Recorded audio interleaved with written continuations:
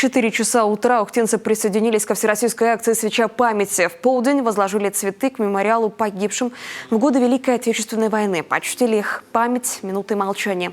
На месте мемориала «Вечный огонь» в 40-е годы располагался военкомат. Именно отсюда бойцы уходили на фронт.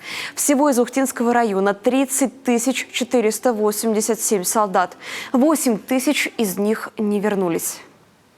Война действительно такая, которая перевернула всю жизнь на планете, все перевернула, будем говорить, перевернула судьбу людей. Любого из нас она коснулась. У меня один дед погиб, другой прошел войну полностью.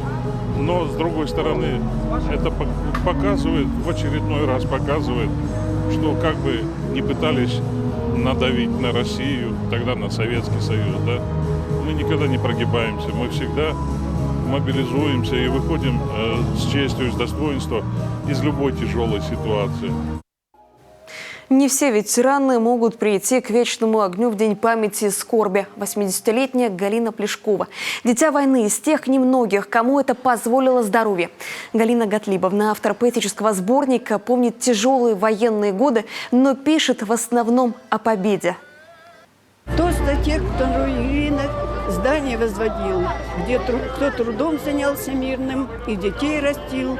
Тост за мир, за труд, за счастье, продолжение лет, чтобы дым войны не застил в небе солнце свет. В День Победы звон медалей, ветеранов строй, дату эту приближали павший и живой. Присоединились ухтинцы к еще одной всероссийской акции «За Родину». Ухтинский дом молодежи организовал интерактивную площадку, участники которой исполняли для горожан песни военных лет. Кстати, декорации, фрагмент фронтового вагона организаторы делали своими руками.